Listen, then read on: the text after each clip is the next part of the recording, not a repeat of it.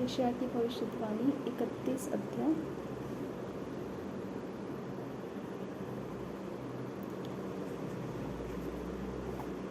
परमेश्वर यरूशलेम की रक्षा करेगा।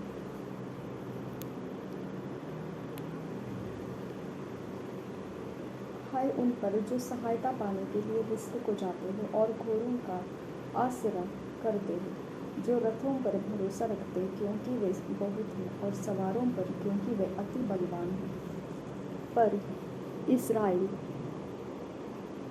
पर इस्राएल के पवित्र की ओर दृष्टि नहीं करते और न यहोवा की खोज करते हैं, परंतु वह भी बुद्धिमान है और दुख देगा। वह अपने वचन न टालेगा, परंतु उठकर कुकर्मियों के घराने पर और अनर्थकारियों के सहायकों पर भी चढ़ाई करेगा। मिस्री लोग ईश्वर नहीं मनुष्य ही है, और उनके घोड़े आत्मा नहीं मांस ही है। जब यहोवा हाथ बढ़ाएगा, तब सहायता करने वाले और सहायता चाहने वाले दोनों ठोकर खाकर गिरेंगे, और वे सब के सब एक संग नष्ट हो जाएंगे। फिर यहोवा ने मुझसे यूँ कहा, जिस प्रकार सिंह या जवान सिंह जब अपने अहेर पर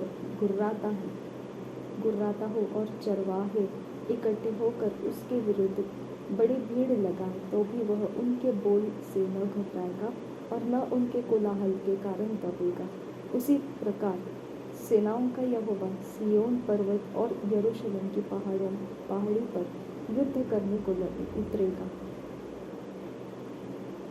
पंख फैलाई हुई चिड़ियों के समान सेनाओं का यहोवा यरूशलेम की रक्षा करेगा। वह उसकी रक्षा करके बचाएगा और उसका बिन छुए ही उद्धार करेगा। हे इस्राएलियों, जिसके विरुद्ध तुमने भारी बलवा किया है, उसी की ओर फिरो। उस समय तुम लोग सोने चांदी की अपनी अपनी मूर्तियों से, जिन्हें तुम बनाकर पापी हो गए हो, घृणा करोगे।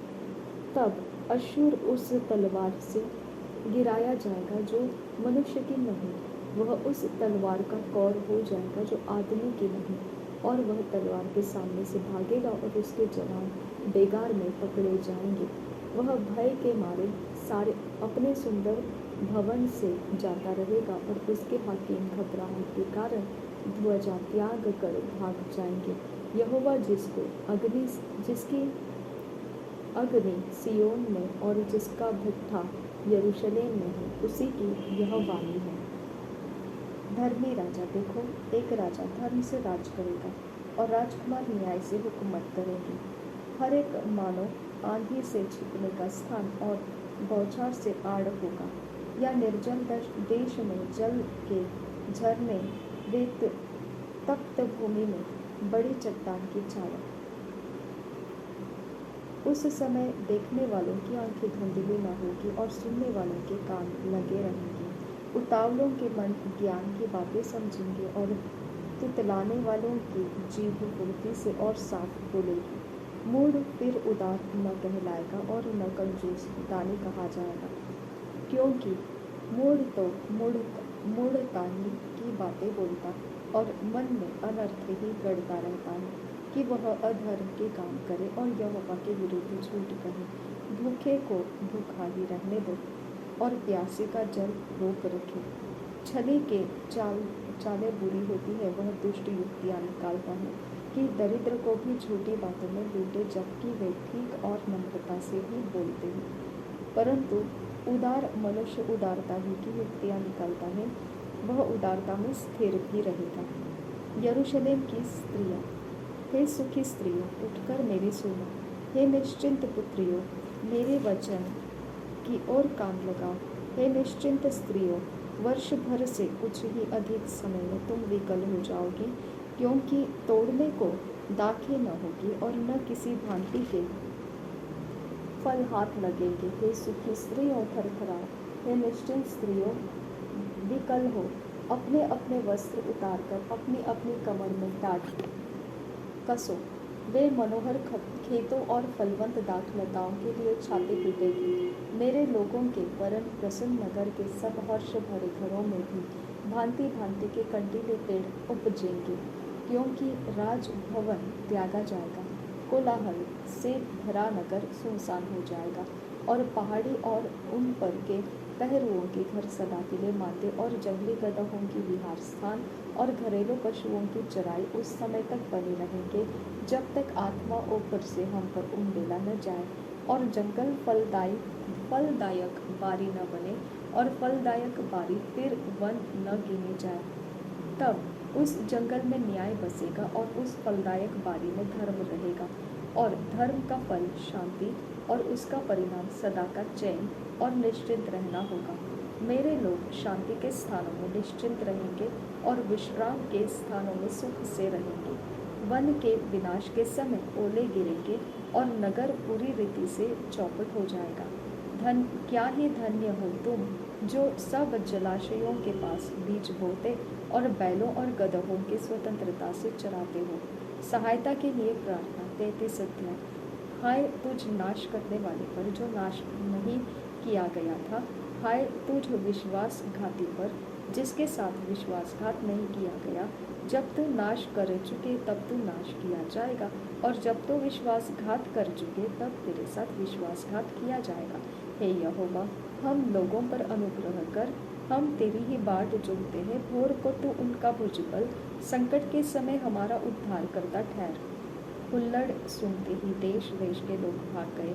तेरे उठने पर अन्य जातियां तितर बितर हुई। जैसे टिड्डियां चट करती है वैसे ही तुम्हारी लूट चट की जाएगी और जैसे टिड्डियां टूट पड़ती है वैसे ही वे उस पर टूट पड़ेंगे। यहोवा महान हुआ है, वह ऊंचे पर रहता है।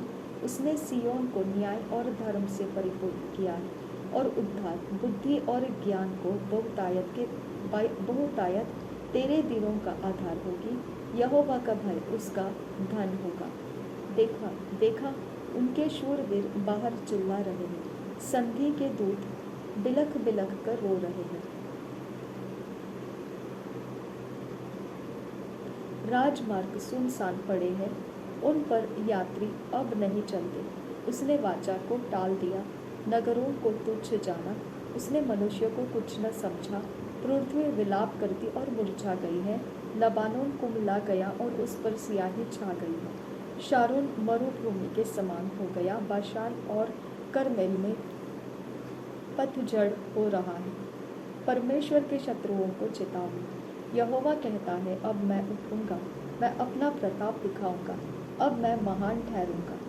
तुम में सूखी घास का गर ठहरेगा, तुमसे भूसी उत्पन्न होगी। तुम्हारी सांस आग है जो तुम्हें भस्म करेगी। देश देश के लोग फूके हुए कुत्ते के समान हो जाएंगे, फूके हुए चूने के समान हो जाएंगे। देश देश के लोग फूके हुए चूने के समान हो जाएंगे और कटे हुए कटीले पेड़ों के समान आग में जलाए जाएंगे। हे दूर दूर के लोगों, सुनो कि मैंने क्या किया है, और तुम भी जो निकट हो मेरा पराक्रम जान लो। सियोन के पापी थरथरा गए हैं, भक्तिहीनों को कंपकपी लगी है। हम में से कौन प्रचंड आग में रह सकता, हम में से कौन उस आग में बना रह सकता है जो कभी न बुझेगी। जो धर्म से चलता और सीधी बातें बोलता, जो अंधेर के लाभ से घृणा करता, जो घूस नहीं लेता, जो खून की बात सुनने से कान बंद करता और बुराई देखने से आंख मूंद लेता है, वही ऊंचे स्थानों में निवास करेगा। वह चट्टानों के गढ़ों में शरण लिए हुए रहेगा। उसको रोटी मिलेगी और पानी की घटी कभी न होगी। उज्जवल भविष्य तू अपनी आंखों से राजा को उसकी शोभा सहित देखेगा और लंबे चौड़े देश पर दृष्टि करेगा। तो भय के दिनों को स्मरण करेगा। लेखा लेने वाला और कर तौल कर लेने वाला कहाँ रहा, गुम्मटों का गिनने वाला कहाँ रहा। जिसकी कठिन भाषा तू नहीं समझता और जिनकी लड़खड़ाती जीभ की बात तू नहीं बूझ सकता, उन निर्दयी लोगों को तू फिर न देखेगा। हमारे पर्व के नगर सियोन पर दृष्टि कर, तू अपनी आंखों से यरूशलेम को देखेगा। वह विश्राम का स्थान और ऐसा तंबू है जो कभी गिराया नहीं जाएगा, जिसका कोई खूंटा कभी उखाड़ा न जाएगा और न कोई रस्सी कभी टूटेगी। वहाँ महाप्रतापी यहोवा हमारे लिए रहेगा। वह बहुत बड़ी बड़ी नदियों और नहरों का स्थान होगा, जिसमें डांड वाली नाव न चलेगी और न शोभायमान जहाज उसमें होकर जाएगा। क्योंकि यहोवा हमारा न्यायी, यहोवा हमारा हकीम, यहोवा हमारा राजा है, वही हमारा उद्धार करेगा। तेरी रस्सियाँ ढीली हो गई, वे मस्तूल की जड़ को दृढ़ न रख सकी और न पाल को तन सकी। तब बड़ी लूट छीन कर बांटी गई, लंगड़े लोग भी लूट के भागी हुए। कोई निवासी न कहेगा कि मैं रोगी हूँ, और जो लोग उसमें बसेंगे उनका अधर्म क्षमा किया जाएगा। परमेश्वर के शत्रुओं को दंड। 34 अध्याय। हे जाति जाति के लोगों, सुनने के लिए निकट आओ, और हे राज्य राज्य के लोगों, ध्यान से सुनो। पृथ्वी भी और जो कुछ उसमें है, जगत और जो कुछ उसमें है उत्पन्न होता है, सब सुनो। यहोवा सब जातियों पर क्रोध कर रहा है, और उनकी सारी सेना पर उसकी जलजलाहट भड़की हुई है। उसने उनका सत्यानाश होने और संहार होने को छोड़ दिया है। उनके मारे हुए फेंक दिए जाएंगे, और उनके शवों की दुर्गंधी उठेगी। उनके लहू से पहाड़ गल जाएंगे, आकाश के सारे गण जाते रहेंगे, और आकाश कागज के समान लपेटा जाएगा। जैसे दाखलता या अंजीर के वृक्ष के पत्ते मुरझा कर गिर जाते हैं, वैसे ही उसके सारे गण धुंधले होकर जाते रहेंगे। क्योंकि मेरी तलवार आकाश में पीकर तृप्त हुई है। देखो, वह न्याय करने को एदोम पर और जिन पर मेरा शाप है उन पर पड़ेगी। यहोवा की तलवार लहू से भर गई है। वह चर्बी से और भेड़ों के बच्चों और बकरों के लहू से और मेढ़ों के गुर्दों की चर्बी से तृप्त हुई है। क्योंकि बोस्रा नगर में यहोवा का एक यज्ञ और एदोम देश में बड़ा संहार हुआ है। उनके संग जंगली सांड और बछड़े और बैल वध होंगे, और उनकी भूमि लहू से भीग जाएगी, और वहाँ की मिट्टी चर्बी से अघा जाएगी। क्योंकि पलटा लेने को यहोवा का एक दिन और सिहोन का मुकद्दमा चुकाने का एक वर्ष नियुक्त है। और एदोम की नदियाँ राल में और उसकी मिट्टी गंधक में बदल जाएगी। उसकी भूमि जलती हुई राल बन जाएगी, वह रात दिन न बुझेगी। उसका धुआं सदैव उठता रहेगा, युग युग वह उजाड़ पड़ा रहेगा, कोई उसमें से होकर कभी न चलेगा। उसमें धनेश पक्षी और साही पाए जाएंगे, और वह उल्लू और कौवे का बसेरा होगा। वह उस पर गड़बड़ की डोरी और सुनसानी का साहुल तानेगा। वहाँ न तो रईस होंगे और न ऐसा कोई होगा जो राज्य करने को ठहराया जाए। उसके सब हाकिमों का अंत होगा। उसके महलों में कटीले पेड़, गढ़ों में बिच्छू पौधे और झाड़ उगेंगे। वह गिदड़ों का वास स्थान और शतुर्मुर्गों का आंगन हो जाएगा, जहाँ निर्जल देश के जंतु सियारों के संग मिलकर बसेंगे, और रोआंर जंतु एक दूसरे को बुलाएंगे। वहाँ लेलित नामक जंतु वास स्थान पाकर चैन से रहेगा। वहाँ मादा उल्लू घोंसला बनाएगी, वे अंडे देकर उन्हें सेएंगी और अपनी छाया में बटोर लेगी। वहाँ गिद्ध अपनी साथी के साथ इकट्ठे रहेंगे। यहोवा की पुस्तक से ढूंढ कर पढ़ो, इनमें से एक भी बात बिना पूरा हुए न रहेगी, कोई बिना जोड़ा न रहेगा। क्योंकि मैंने अपने मुँह से यह आज्ञा दी है कि उसी की आत्मा ने उन्हें इकट्ठा किया है, उसी ने उनके लिए चिट्ठी डाली, उसी ने अपने हाथ से डोरी डालकर उस देश को उनके लिए बांट दिया है। वह सर्वदा उनका ही बना रहेगा, और वे पीढ़ी से पीढ़ी तक उसमें बसे रहेंगे। पवित्रता का मार्ग। 35 अध्याय। जंगल और निर्जल देश प्रफुल्लित होंगे। मरुभूमि मगन होकर केसर के सामने फूलेगी। वह अत्यंत प्रफुल्लित होगी और आनंद के साथ जय जयकार करेगी। उसकी शोभा लबानान की सी होगी, और वह करमेल और शारोन के तुल्य तेजोमय हो जाएगी। वे यहोवा की शोभा और हमारे परमेश्वर का तेज देखेंगे। ढीले हाथों को दृढ़ करो और थरथराते हुए घुटनों को स्थिर करो। घबराने वालों से कहो, हियाव बांधो, मत डरो। देखो, तुम्हारा परमेश्वर बदला लेने और प्रतिफल देने को आ रहा है। हाँ, परमेश्वर आकर तुम्हारा उद्धार करेगा। तब अंधों की आंखें खोली जाएगी और बहिरों के कान भी खोले जाएंगे। तब लंगड़ा हरिन की सी चौकड़ियाँ भरेगा और गूंगे अपनी जीभ से जय जयकार करेंगे, क्योंकि जंगल में जल के सोते फूट निकलेंगे और मरुभूमि में नदियाँ बहने लगेगी। मृग तृष्णा ताल बन जाएगी और सूखी भूमि में सोते फूटेंगे, और जिस स्थान में सियार बैठा करते हैं उसमें घास और नरकट और सरकंडे होंगे। वहाँ एक सड़क अर्थात राजमार्ग होगा, उसका नाम पवित्र मार्ग होगा। कोई अशुद्ध जन उस पर से न चलने पाएगा, वह तो उन्हीं के लिए रहेगा, और उस मार्ग पर जो चलेगा वे चाहे मूर्ख भी हो तो भी कभी न भटकेंगे। वहाँ सिंह ने न होगा और कोई हिंसक जंतु उस पर न चढ़ेगा, न वहाँ पाया जाएगा, परंतु छुड़ाए हुए उस पर नित्य चलेंगे। यहोवा के छुड़ाए हुए लोग लौट कर जय जयकार करते हुए सियोन में आएंगे, और उनके सिर पर सदा का आनंद होगा। वे हर्ष और आनंद पाएंगे, और शोक और लंबी सांस का लेना जाता रहेगा। यरूशलेम पर अश्शूर का आक्रमण। 36 अध्याय।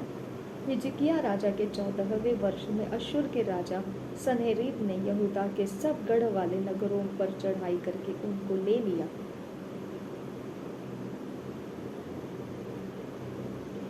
अश्शूर के राजा ने रबशाके को बड़ी सेना देकर लाकीश से यरूशलेम के पास हिजकिया राजा के विरुद्ध भेज दिया, और वह ऊपरी पोखरे की नहर के पास धोबियों की खेत की सड़क पर जाकर खड़ा हुआ।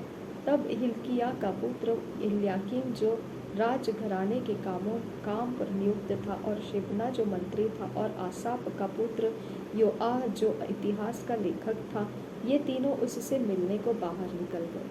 रबशाके ने उनसे कहा, हिजकिय्याह से कहो, महाराजा धीराज अश्शूर का राजा यूँ कहता है कि तू किसका भरोसा किए बैठा है। मेरा कहना है कि क्या मुँह से बातें बनाना ही युद्ध के लिए पराक्रम और युक्ति है। तू किस पर भरोसा रखता है कि तूने मुझसे बलवा किया है। सुन, तू तो उस कुचले हुए नरकट अर्थात मिस्र पर भरोसा रखता है। उस पर यदि कोई टेक लगाए तो वह उसके हाथ में चुभ कर छेद कर देगा।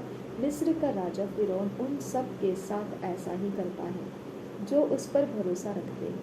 फिर यदि तू मुझसे कहे कि हमारा भरोसा अपने परमेश्वर यहोवा पर है, तो क्या वह वही नहीं है जिसके ऊंचे स्थानों और वेदियों को ढा कर हिजकिय्याह ने यहूदा और यरूशलेम के लोगों से कहा कि तुम इस वेदी के सामने दंडवत किया करो। इसलिए अब मेरे स्वामी अश्शूर के राजा के साथ वाचा बांध, तब मैं तुझे 2000 घोड़े दूंगा यदि तू उन पर सवार चढ़ा सके। फिर तू रथों और सवारों के लिए मिस्र पर भरोसा रखकर मेरे स्वामी के छोटे से छोटे कर्मचारी को भी कैसे हरा सकेगा। क्या मैंने यहोवा के बिना कहे इस देश को उजाड़ने के लिए चढ़ाई की है? यहोवा ने मुझसे कहा है, उस देश पर चढ़ाई करके उसे उजाड़ दो। तब एल्याकीम, शेबना और योआम ने रबशाके से कहा, अपने दास से अरामी भाषा में बात कर, क्योंकि हम उसे समझते हैं। हमसे यहूदी भाषा में शहरपनाह पर बैठे हुए लोगों की सुनते बातें न कर। रबशाके ने कहा, क्या मेरे स्वामी ने मुझे तेरे स्वामी ही के यहाँ तुम्हारे पास ये बातें कहने को भेजा है? क्या उसने मुझे उन लोगों के पास नहीं भेजा जो शहरपनाह पर बैठे हैं, जिन्हें तुम्हारे संग अपनी विष्ठा खाना और अपना मूत्र पीना पड़ेगा? तब रबशाके ने खड़े होकर यहूदी भाषा में ऊंचे ऊंचे शब्द से कहा, महाराजा धीराज अश्शूर के राजा की बातें सुनो। राजा यूँ कहता है, हिजकिय्याह तुमको धोखा न दे, क्योंकि वह तुम्हें बचा न सकेगा। ऐसा न हो कि हिजकिय्याह तुमसे यह कहकर यहोवा का भरोसा दिलाने पाए कि यहोवा निश्चय हमको बचाएगा, कि यह नगर अश्शूर के राजा के वश में न पड़ेगा।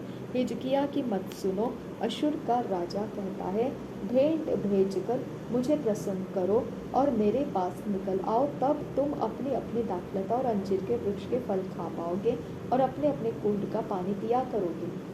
जब तक मैं आकर तुमको ऐसे देश में न ले जाऊं, जो तुम्हारे देश के समान अनाज और नए दाख मधु का देश और रोटी और दाख की बारियों का देश है। ऐसा न हो कि हिजकिय्याह यह कहकर तुमको बहकाए कि यहोवा हमको बचाएगा। क्या और जातियों के देवताओं ने अपने अपने देश को अश्शूर के राजा के हाथ से बचाया है? हमात और अर्पाद के देवता कहाँ रहे? सपवैम के देवता कहाँ रहे?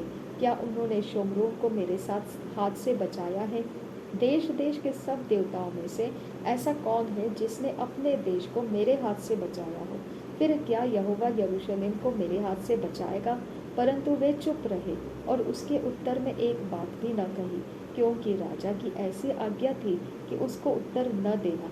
तब हिल्किय्याह का पुत्र एलियाकीम, जो राजघराने के काम पर नियुक्त था, और शेबना, जो मंत्री था, और असाफ का पुत्र योआह, जो इतिहास का लेखक था, इन्होंने हिजकिय्याह के पास वस्त्र फाड़े हुए जाकर रबशाके की बातें कह सुनाई।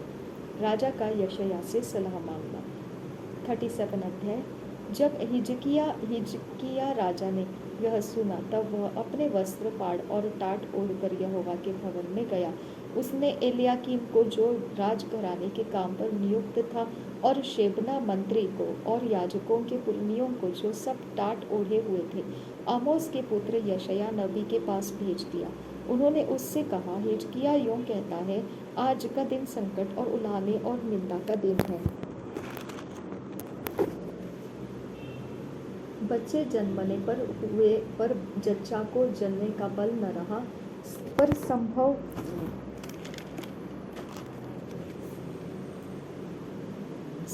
है कि तेरे परमेश्वर यहोवा ने रबशाके की बातें सुनी, जिसे उसके स्वामी अश्शूर के राजा ने जीवते परमेश्वर की निंदा करने को भेजा है।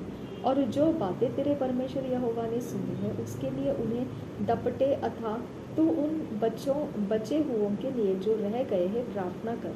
जब हिजकिय्याह राजा के कर्मचारी यशायाह के पास आए, तब यशायाह ने उनसे कहा, अपने स्वामी से कहो, यहोवा यूं कहता है कि जो वचन तूने सुने हैं, जिनके द्वारा अश्शूर के राजा के जनों ने मेरी निंदा की है, उनके कारण मत डर। सुन, मैं उसके मन में प्रेरणा उत्पन्न करूंगा, जिससे वह कुछ समाचार सुनकर अपने देश को लौट जाए, और मैं उसको उसी के देश में तलवार से मरवा डालूंगा। अश्शूर की पुनः धमकी।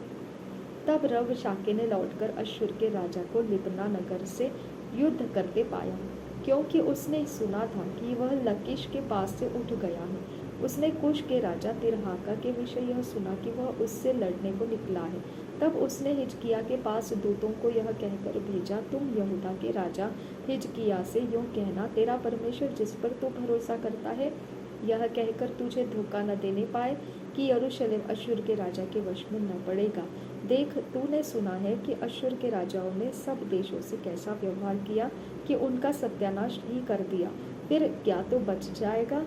गोजान और हरान और रेसेप में रहने वाली जिन जातियों को, और तलस्सार में रहने वाले एदनी लोगों को मेरे पुरखाओं ने नष्ट किया, क्या उनके देवताओं ने उन्हें बचा लिया?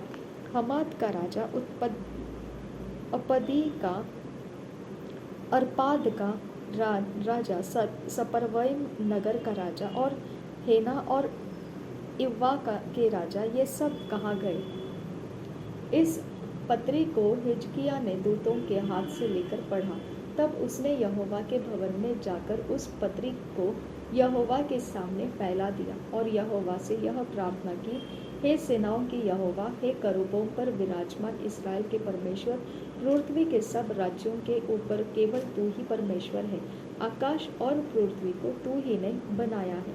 हे यहोवा, कान लगा कर सुन। हे यहोवा, आँख खोल कर देख, और सन्हेरीब के सब वचनों को सुन ले, जिसने जीवते परमेश्वर की निंदा करने को लिख भेजा है। हे यहोवा, सच तो यह है कि अश्शूर के राजाओं ने सब जातियों के देशों को उजाड़ा है, और उनके देवताओं को आग में झोंका है, क्योंकि वे ईश्वर न थे, वे केवल मनुष्यों की कारीगरी, काठ और पत्थर ही थे, इस कारण वे उसका नाश कर सके।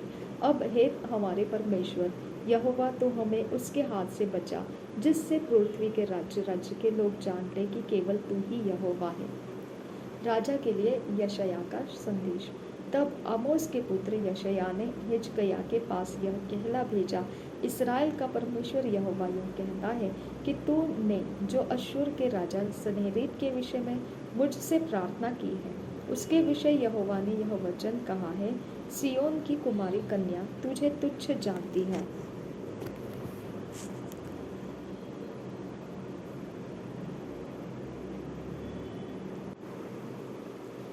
राजा के लिए यशायाह का संदेश। तब आमोस के पुत्र यशायाह ने हिजकिय्याह के पास यह कहला भेजा, इस्राएल का परमेश्वर यहोवा यूँ कहता है कि तूने जो अश्शूर के राजा सन्हेरीब के विषय में मुझसे प्रार्थना की है, उसके विषय यहोवा ने यह वचन कहा है, सिय्योन की कुमारी कन्या तुझे तुच्छ जानती है। यहाँ तक मैंने पढ़ा था, मैं इसके रिपीट पढ़ के आगे जा रही हूँ। और ठट्ठों में उड़ाती है, यरूशलेम की पुत्री तुझ पर सिर हिलाती है। तूने किसकी नाम धराई और निंदा की है? तूने जो बड़ा बोला और घमंड किया है, यह किसके विरुद्ध किया है? इस्राएल के पवित्र के विरुद्ध है। अपने कर्मचारियों के द्वारा तूने प्रभु की निंदा करके कहा है कि बहुत से रथ लेकर मैं पर्वतों की चोटियों पर वरन लबानोन के बीच तक चढ़ आया हूँ। मैं उसके ऊंचे ऊंचे देवदारों और अच्छे अच्छे सनोवरों को काट डालूंगा और उसके दूर दूर के ऊंचे स्थानों में और उसके वन की फलदायी बारियों में प्रवेश करूंगा। मैंने खुदवा कर पानी पिया और मिस्र की नहरों में पाँव रखते ही उन्हें सुखा दिया। क्या तूने नहीं सुना कि प्राचीन काल से मैंने यही ठाना और पूर्व काल से उसकी तैयारी की थी, इसलिए अब मैंने यह पूरा भी किया है कि तो गढ़ वाले नगरों को खंडहर कर दे। इसी कारण उसके रहने वालों का बल घट गया और वे विस्मित और लज्जित हुए। वे मैदान के छोटे छोटे पेड़ों और हरी घास और छत पर की घास और ऐसे अनाज के समान हो गए जो बढ़ने से पहले ही सूख जाता है। मैं तो तेरा बैठना, कुछ करना और लौट आना जानता हूँ, और यह भी कि तू मुझ पर अपना क्रोध भड़काता है। इस कारण कि तू मुझ पर अपना क्रोध भड़काता और तेरे अभिमान की बातें मेरे कानों में पड़ी है, मैं तेरी नाक में नकेल डालकर और तेरे मुंह में अपनी लगाम लगाकर जिस मार्ग से तू आया है उसी मार्ग से तुझे लौटा दूंगा। और तेरे लिए यह चिन्ह होगा कि इस वर्ष तो तुम इसे खाओगे जो आप से आप उगे, और दूसरे वर्ष वह जो उससे उत्पन्न हो, और तीसरे वर्ष बीज बोकर इसे लवने पाओगे और दाख की बारियां लगाने और उनका फल खाने पाओगे। यहूदा के घराने के बचे हुए लोग फिर जड़ पकड़ेंगे और फले फूलेंगे, क्योंकि यरूशलेम से बचे हुए और सिय्योन पर्वत से भागे हुए लोग निकलेंगे। सेनाओं का यहोवा अपने जलन के कारण यह काम करेगा। इसलिए यहोवा अश्शूर के राजा के विषय यूँ कहता है कि वह इस नगर में प्रवेश करने वरन उस पर एक तीर भी मारने न पाएगा, और न यह ढाल लेकर इसके सामने आने या इसके विरुद्ध दमदमा बांधने पाएगा।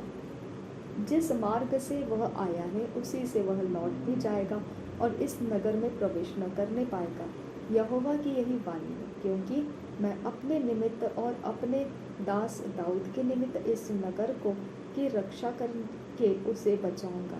तब यहोवा के दूत ने निकलकर अश्शूरियों की छावनी में 1,85,000 पुरुषों को मारा। और भोर को जब लोग उठे तब क्या देखा कि शव ही शव पड़े हुए। तब अश्शूर का राजा सन्हेरीब चल दिया और लौटकर निनवे में रहने लगा। वहाँ वह अपने देवता निस्रोक के मंदिर में दंडवत कर रहा था कि इतने में उसके पुत्र अद्रेमेलेक और शेरसेर ने उसको तलवार से मारा और अरारात देश में भाग गए। तब उसका पुत्र इसरहोग इसरहद्दोन उसके स्थान पर राज्य करने लगा। राजा हिजकिय्याह की बीमारी और चंगाई 38 अध्याय। उन दिनों में हिजकिय्याह ऐसा रोगी हुआ कि वह मरने पर था। तब आमोस के पुत्र यशायाह नबी ने उसके पास आकर कहा, यहोवा यूं कहता है, अपने घराने के विषय जो आज्ञा देनी हो कह वह दे, क्योंकि तू न बचेगा पर मर ही जाएगा। तब हिजकिय्याह ने दीवार की ओर मुंह फेरकर यहोवा से प्रार्थना करके कहा, हे यहोवा, मैं विनती करता हूँ, स्मरण कर कि मैं सच्चाई और खरे मन से अपने को तेरे सम्मुख जानकर चलता आया हूँ और जो तेरी दृष्टि में उचित था वही करता आया हूँ। और हिजकिय्याह बिलख बिलख कर रोने लगा। तब यहोवा का यह वचन यशायाह के पास पहुंचा, जाकर हिजकिय्याह से कहे कि तेरे मूल पुरुष दाऊद का परमेश्वर यहोवा यूं कहता है, मैंने तेरी प्रार्थना सुनी और तेरे आंसू देखे हैं। सुन, मैं तेरे आयु 15 वर्ष और बढ़ा दूंगा। अश्शूर के राजा के हाथ से मैं तेरी और इस नगर की रक्षा करके बचाऊंगा। यहोवा अपने इस कहे हुए वचन को पूरा करेगा और यहोवा की ओर से इस बात का तेरे लिए यह चिन्ह होगा कि धूप की छाया जो आहज की धूप धड़ी में ढल गई है, मैं 10 अंश पीछे की ओर लौटा दूंगा। अतः वह छाया जो 10 अंश ढल चुकी थी लौट गई। यहूदा के राजा हिजकिय्याह का लेख जो उसने लिखा जब वह रोगी होकर चंगा हो गया था, वह यह है। मैंने कहा, अपनी आयु के बीच ही मैं अधोलोक के फाटकों में प्रवेश करूंगा, क्योंकि मेरी शेष आयु हर ली गई है। मैंने कहा, मैं यहाँ को जीवितों की भूमि में फिर न देखने पाऊंगा। इस लोक के निवासियों को मैं फिर न देखूंगा। मेरा घर चरवाहे के तंबू के समान उठा लिया गया है। मैंने जुलाहे के समान अपने जीवन को लपेट दिया है। वह मुझे तांत से काट लेगा। एक ही दिन में तो मेरा अंत कर डालेगा। मैं भोर तक अपने मन को शांत करता रहा। वह सिंह के समान मेरी सब हड्डियों को तोड़ता है। एक ही दिन में तू मेरा अंत कर डालता है। मैं सुपावेने या सारस के समान च्यू च्यू करता, मैं पिंडुक के समान विलाप करता हूँ। मेरी आंखें ऊपर देखते देखते पथरा गई है। हे यहोवा, मुझ पर अंधेर हो रहा है, तू मेरा सहारा हो। मैं क्या कहूँ? उसी ने मुझसे प्रतिज्ञा की और पूरा भी किया है। मैं जीवन भर कड़वाहट के साथ धीरे धीरे चलता रहूंगा। हे प्रभु, इन्हीं बातों से लोग जीवित हैं और इन सबों से मेरी आत्मा को जीवन मिलता है। तू मुझे चंगा कर और मुझे जीवित रख। देख, शांति ही के लिए मुझे बड़ी कड़वाहट मिली, परंतु तूने स्नेह करके मुझे विनाश के गड्ढे से निकाला है, क्योंकि मेरे सब पापों को तूने अपनी पीठ के पीछे फेंक दिया है। क्योंकि अधोलोक तेरा धन्यवाद नहीं कर सकता, न मृत्यु तेरी स्तुति कर सकती है। जो कब्र में पड़े वे तेरी सच्चाई की आशा नहीं रख सकते। जीवित ही तेरा धन्यवाद करता है, जैसा मैं आज कर रहा हूँ। पिता तेरी सच्चाई का समाचार पुत्रों को देता है। यहोवा मेरा उद्धार करेगा, इसलिए हम जीवन भर यहोवा के भवन में तार वाले बाजों पर अपने रचे हुए गीत गाते रहेंगे। यशायाह ने कहा था, अंजीरों की एक टिकिया बनाकर हिजकिय्याह के फोड़े पर बांधी जाए, तब वह बचेगा। हिजकिय्याह ने पूछा था, इसका क्या चिन्ह है कि मैं यहोवा के भवन को फिर जाने पाऊंगा? बेबीलोन के दूतों का आगमन 39 अध्याय। उस समय बलदान का पुत्र मरदोक,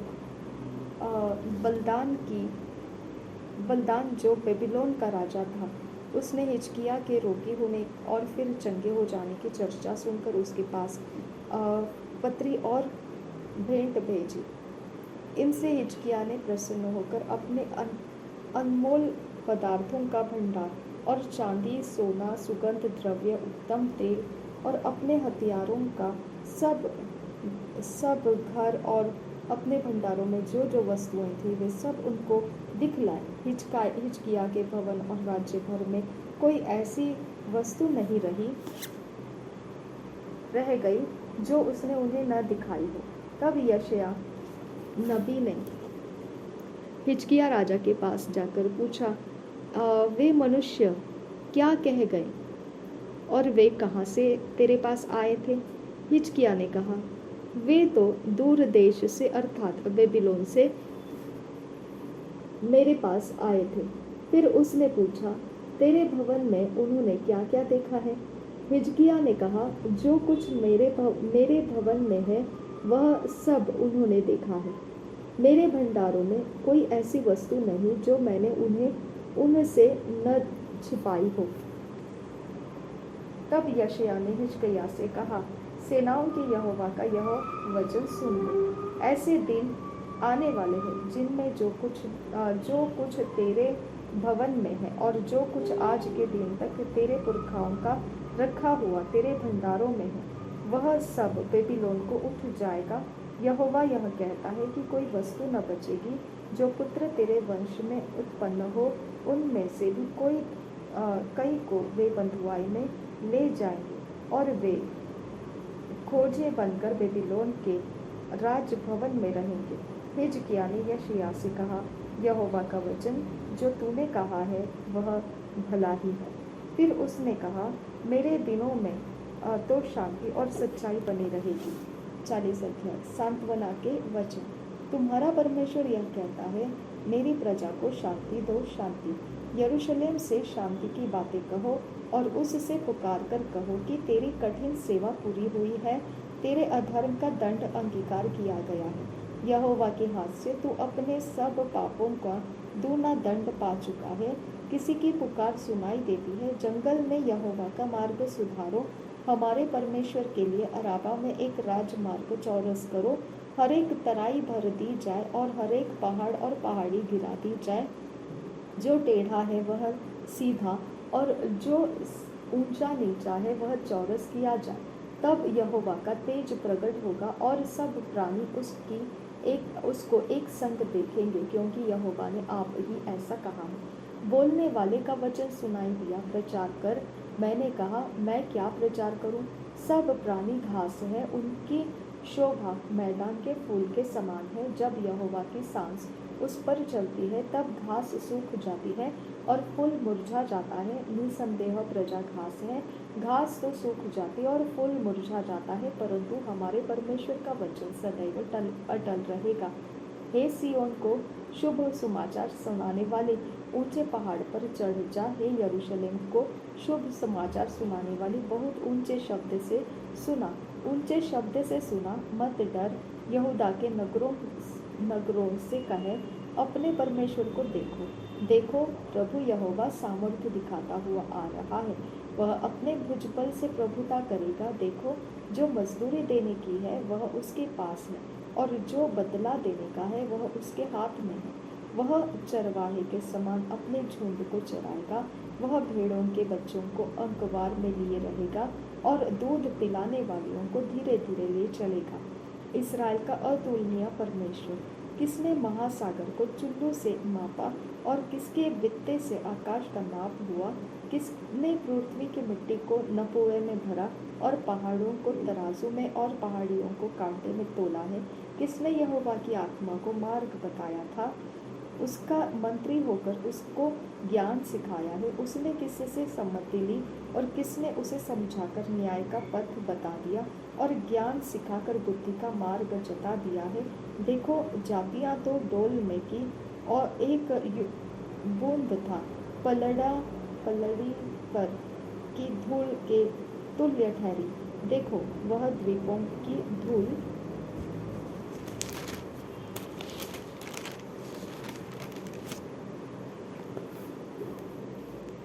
के किनको सरीखे उठाता है। लबानोन भी ईंधन के लिए थोड़ा होगा और उसमें के जीव जंतु होम बलि के लिए बस न होंगे। सारी जातियां उसके सामने कुछ नहीं है, वे उसकी दृष्टि में लेश और शून्य से भी घट रही हैं। तुम परमेश्वर को किसके समान बताओगे और उसकी उपमा किससे दोगे? मूर्त कारीगर ढालता है, सोनार उसको सोने से मढ़ता और उसके लिए चांदी को की सांकले ढाल कर बनाता है। जो कंगाल इतना अर्पण नहीं कर सकता, वह ऐसा वृक्ष चुन लेता है जो न घुने, तब तक निपुण कारीगर ढूंढकर मूर्त खुदवाता और उसे ऐसा स्थिर कराता है कि वह हिल न सके। क्या तुम नहीं जानते? क्या तुमने नहीं सुना? क्या तुमको आरंभ ही से नहीं बताया गया? क्या तुमने पृथ्वी की नींव पड़ने के समय ही से विचार नहीं किया? यह वह है जो पृथ्वी के घेरे के ऊपर आकाश मंडल पर विराजमान है और पृथ्वी के रहने वाले टिड्डी के तुल्य है, जो आकाश को मलमल के समान फैलाता और ऐसा तान देता है जैसा रहने के लिए तंबू ताना जाता है, जो बड़े बड़े हाकिमों को तुच्छ कर देता है और पृथ्वी के अधिकारियों को शून्य के समान कर देता है।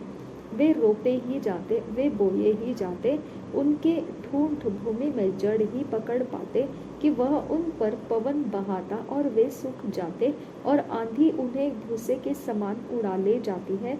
इसलिए तुम मुझे किसके समान बताओगे कि मैं उसके तुल्य ठहरूं? उस पवित्र का यही वचन है। अपनी आंखें ऊपर उठाकर देखो, किसने इनको सिरजा? वह इन गणों को गिन गिन कर निकालता, उन सब को नाम ले लेकर बुलाता है। वह ऐसा सामर्थी और अत्यंत अत्यंत बली है कि उनमें से कोई बिना आए नहीं रहता। हे याकूब, तू क्यों कहता है?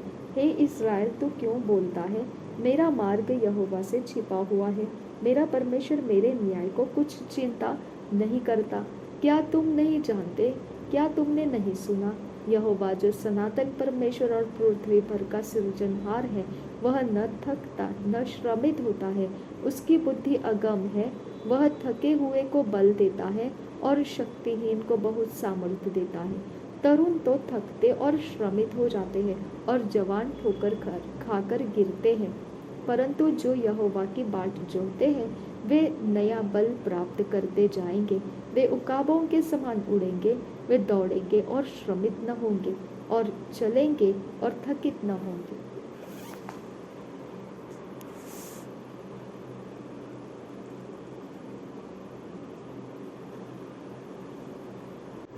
नीति वचन 19 अध्याय पढ़ेंगे। आज 19 तारीख है, हम 19 अध्याय पढ़ेंगे। जो निर्धन खराई से चलता है वह उस मूर्ख से उत्तम है जो टेढ़ी बातें बोलता है। मनुष्य का ज्ञान रहित रहना अच्छा नहीं, और जो उतावली से दौड़ता है वह चूक जाता है। मूढ़ता के कारण मनुष्य का मार्ग टेढ़ा होता है और वह मन ही मन यहोवा से चिढ़ने लगता है। धनी के तो बहुत से मित्र हो जाते हैं, परंतु कंगाल के मित्र भी उससे अलग हो जाते हैं। झूठा साक्षी निर्दोष नहीं ठहरता, और जो झूठ बोला करता है वह न बचेगा। उदार मनुष्य को बहुत से लोग मना लेते हैं, और दानी पुरुष का मित्र सब कोई बनता है। जब निर्धन के सब भाई उससे बैर रखते हैं, तो निश्चय है कि उसके मित्र उससे दूर हो जाएं। वह बातें करते हुए उनका पीछा करता है, परंतु उनको नहीं पाता। जो बुद्धि प्राप्त करता वह अपने प्राण का प्रेमी ठहरता है, और जो समझ को रखे रहता है उसका कल्याण होता है। झूठा साक्षी निर्दोष नहीं ठहरता, और जो झूठ बोला करता है वह नष्ट होता है। जब सुख से रहना मूर्ख को नहीं फबता, तो हकीमों पर दास का प्रभुता करना कैसे फबे?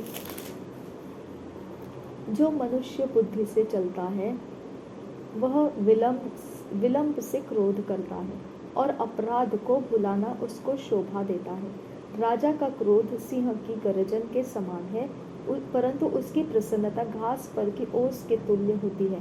मूर्ख पुत्र पिता के लिए विपत्ति ठहरता है, और पत्नी के झगड़े रगड़े सदा टपकने के समान है। घर और धन पुरखाओं के भाग से, परंतु बुद्धिमती पत्नी यहोवा ही से मिलती है।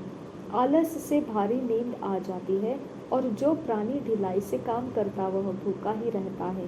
जो आज्ञा को मानता वह अपने प्राण की रक्षा करता है, परंतु जो अपने चाल चलन के विषय में निश्चिंत रहता है वह मर जाता है। जो कंगाल पर अनुग्रह करता है वह यहोवा को उधार देता है, और वह अपने इस काम का प्रतिफल पाएगा। जब तक आशा है तो अपने पुत्र की ताड़ न कर, जानबूझकर उसको मार न डाल। जो बड़ा क्रोधी है उसे दंड उठाने दे, क्योंकि यदि तू उसे बचाए तो बारंबार बचाना पड़ेगा। सम्मति को सुन ले और शिक्षा को ग्रहण कर, कि तू अंतकाल में बुद्धिमान ठहरे। मनुष्य के मन में बहुत सी कल्पनाएं होती है, परंतु जो युक्ति यहोवा करता है वही स्थिर रहती है। मनुष्य कृपा करने के अनुसार चाहने योग्य होता है, और निर्धन जन झूठ बोलने वाले से उत्तम है। यहोवा का भय मानने से जीवन बढ़ता है, और उसका भय मानने वाला ठिकाना पाकर सुखी रहता है। उस पर विपत्ति नहीं पड़ने की। आलसी अपना हाथ थाली में डालता है, परंतु अपने मुंह तक कौर नहीं उठाता। ठट्ठा करने वाले को मार, इससे भोला मनुष्य समझदार हो जाएगा, और समझ वाले को डांट तब वह अधिक जान पाएगा। समझ वाले को डांट तब वह अधिक ज्ञान पाएगा। जो पुत्र अपने बाप को उजाड़ता और अपनी माँ को भगा देता है, वह अपमान और लज्जा का कारण होगा। हे मेरे पुत्र, यदि तू भटकना चाहता है तो शिक्षा का सुनना छोड़ दे। अधर्मी साक्षी न्याय को ठट्ठों में उड़ाता है, और दुष्ट लोग अनर्थ काम निगल लेते हैं। ठट्ठा करने वालों के लिए दंड ठहराया जाता है, और मूर्खों की पीठ के लिए कोड़े हैं। मत्ती रचित सुसमाचार हम 20 अध्याय पढ़ेंगे।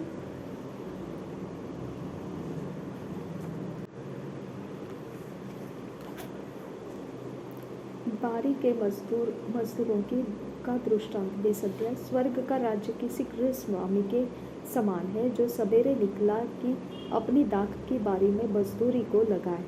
उसने मजदूरों से 1 दिनार रोज पर ठहराया, और उन्हें अपनी दाख की बारी में भेजा। फिर एक पहर दिन चढ़े उसने निकलकर अन्य लोगों को बाजार में बेकार खड़े देखा, और उनसे कहा, तुम भी दाख की बारी में जाओ, और जो कुछ ठीक है तुम्हें दूंगा। अतः वे भी गए। फिर उसने दूसरे और तीसरे पहर के निकट निकलकर वैसा ही किया।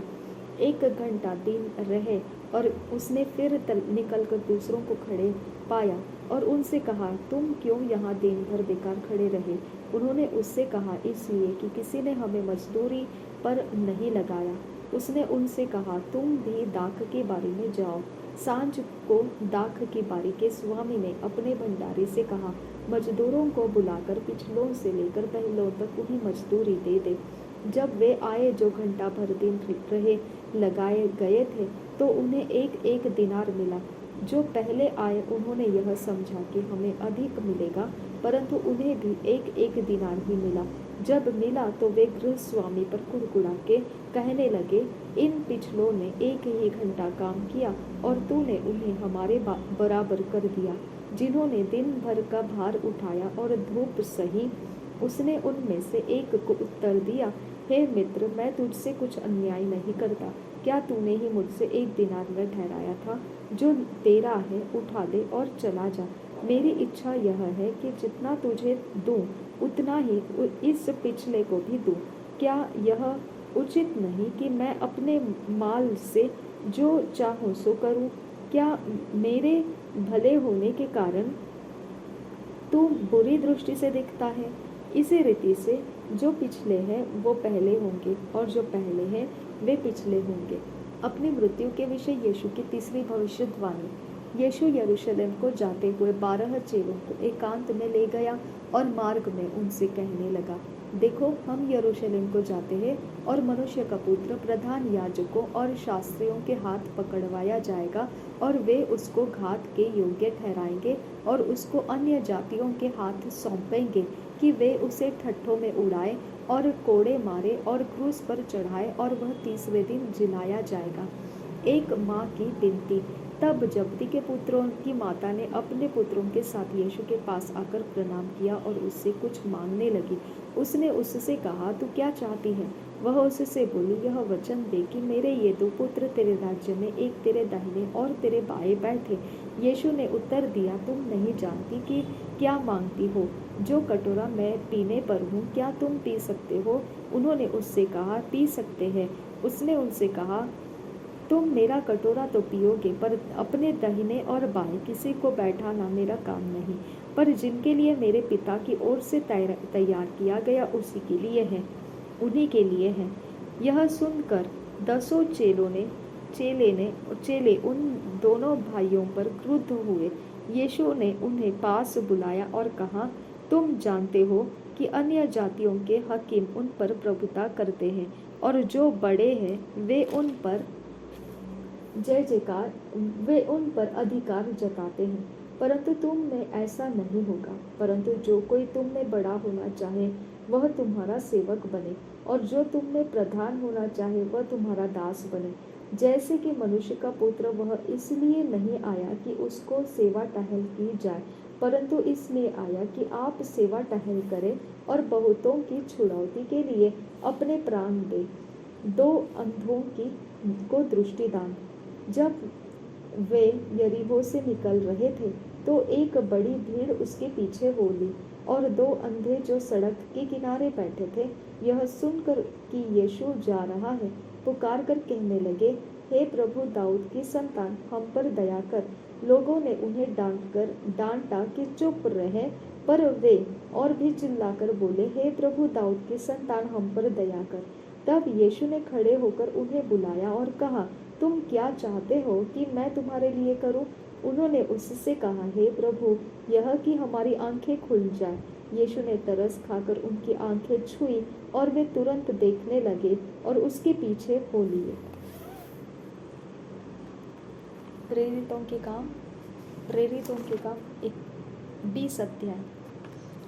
मकीदुनिया, यूनान और त्रोआस में पौलुस। जब हुल्लड़ थम गया तो पौलुस ने चेलों को बुलवाकर समझाया और उनसे विदा होकर मकीदुनिया की ओर चल दिया। उस सारे प्रदेश में से होकर और चेलों को बहुत उत्साहित कर यह यूनान में आया। जब 3 महीने रहकर वह वहां से जहाज पर सीरिया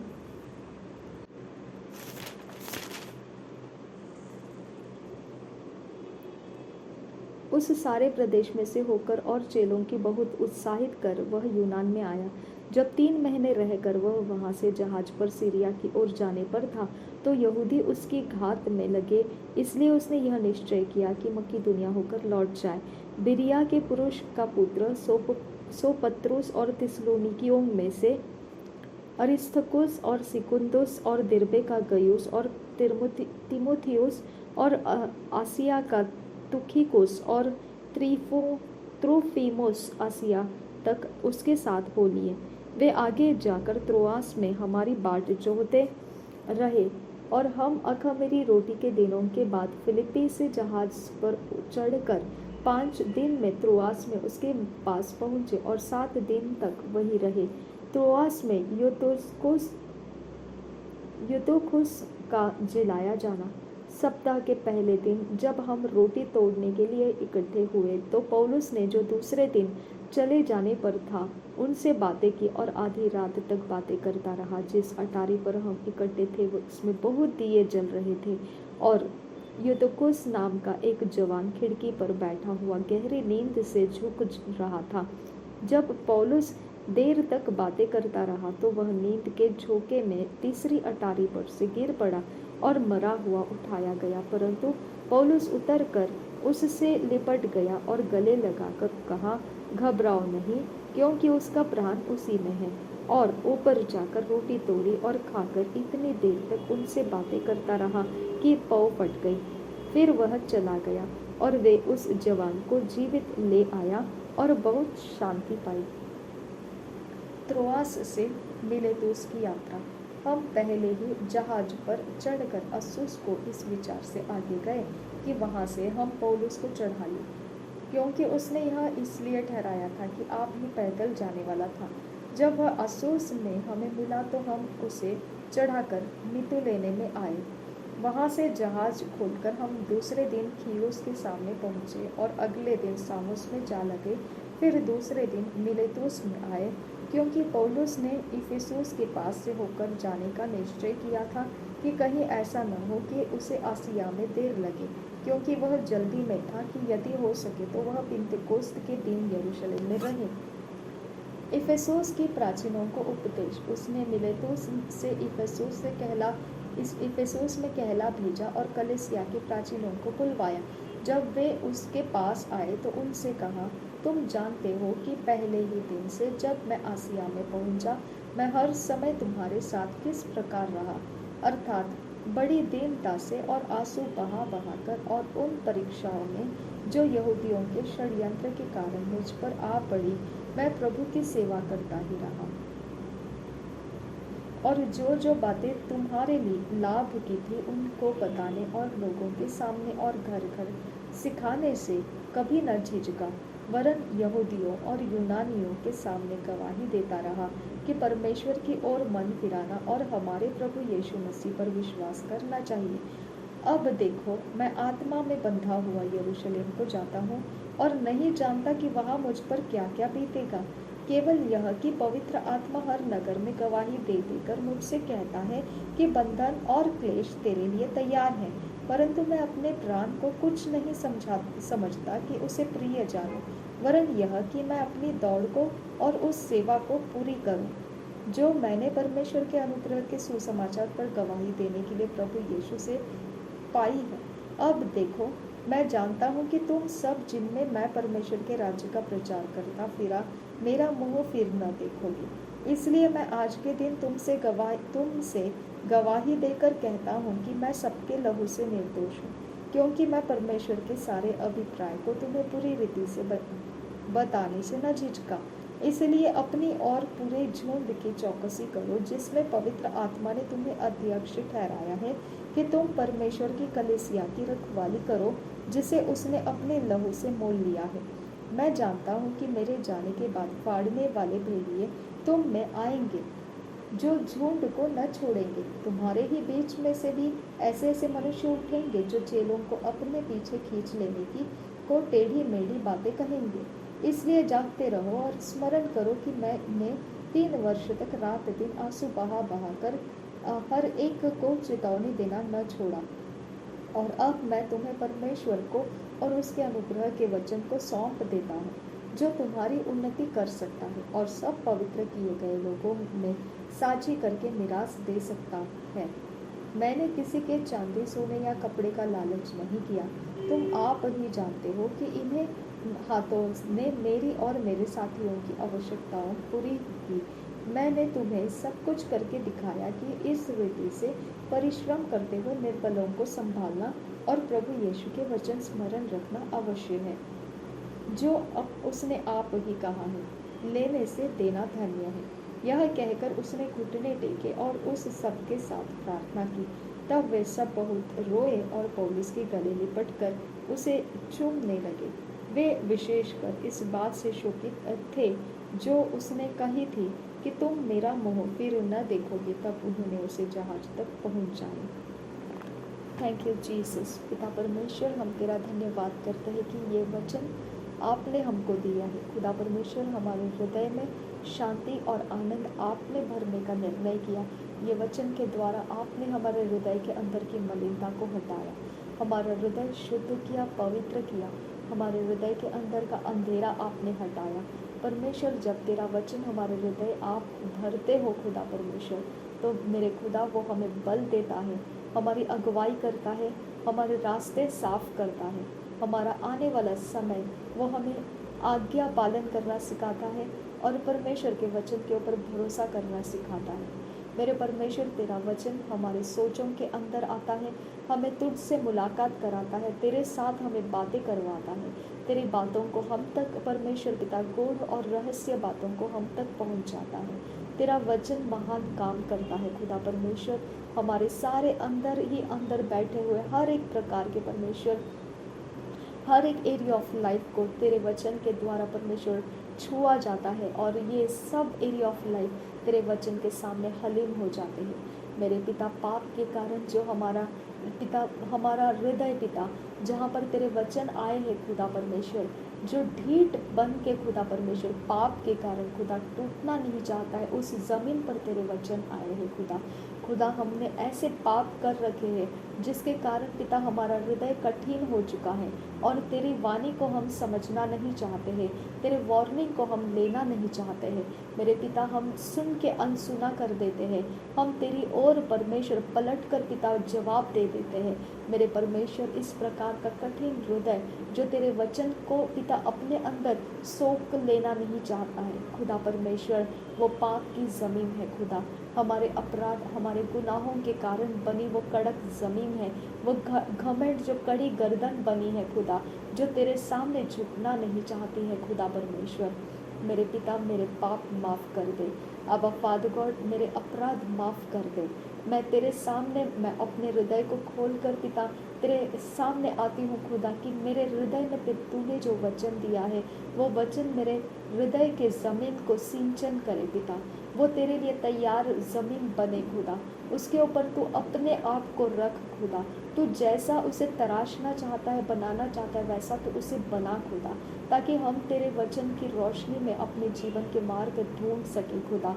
तेरे वचन के काउंसलिंग में अपने मार्ग को समझ कर हम चल सके खुदा परमेश्वर। तेरे वचन के ज्ञान, बुद्धि, समझ में खुदा परमेश्वर हम आनंदित रह सके खुदा। मेरे परमेश्वर, तेरा वचन हमें उजियाला देता है खुदा। जब हम आगे कुछ करने की सोचते हैं खुदा परमेश्वर, तेरा वचन परमेश्वर हमारे लिए मार्ग बनाता है। तेरा वचन हमें सब कुछ पिता, उसके इर्द गिर्द में हर एक बातों के बारे में परमेश्वर हमें सिखाता है, समझाता है और पार कराता है। हम तुझे धन्यवाद करते, तेरा वचन कभी पिता परमेश्वर अंधेरा नहीं रखता है। जहाँ भी अंधेरा हमारा आड़े आ जाता है, तेरा वचन वहाँ पर उजियाला कर देता है। जहाँ अंधेरा हमें रोकने के लिए आता है, वहाँ वचन तेरा ऊंचा हो जाता है। जहाँ अंधेरा हमें घेरने के लिए आता है, तेरा वचन हमें उजियाले से भर देता है। तेरा उजियाला बड़ा है खुदा परमेश्वर। तेरा उजियाला हमारे हृदय में भर दिया है। तूने हमारे हृदय की मलिनता को शुद्ध करके तेरा स्थान बना लिया है। हम तुझे धन्यवाद करते हैं खुदा परमेश्वर। तेरे वचन की अगुवाई से पिता हमारे दिन के सारे समय रहे, हमारे आने जाने का हर एक परमेश्वर विश्वास करने का जगह तेरा वचन रहे खुदा। तेरे वचन के द्वारा हमारे इमेजिनेशंस रहे, हमारी सोचें रहे खुदा। हम अकेले में भी पिता जब बैठते हैं, तेरा वचन हमारे साथ बात करने दे। तेरे वचन की गहरी गुप्त बात जो अभी तक हमें प्रकट नहीं हुई है खुदा, लेकिन हमने उसे पढ़ कर रखी है, हम विनती करते हैं कि तेरा वचन का वो गूढ़ महत्व की बात, रहस्य की बात खुलने तक तेरे वचन हमारे अंदर संभाल कर रखे जाए और वो चोरी नाशघात ना हो खुदा परमेश्वर। मेरे पिता परमेश्वर, तेरे वचन की गहराई में हमको बनाए रखना, वही हमारी पर्सनालिटी बनाता है, वही हमारा कॉन्शियसनेस रहे खुदा, वही हमारे पिता विवेक बुद्धि में रहे खुदा। नासरी यीशु मसीह के नाम में सारी विनती प्रार्थना करते हैं, सुन और कबूल कर पिता। आमीन, आमीन, आमीन। Thank you our father God. Thank you Jesus, thank you holy spirit.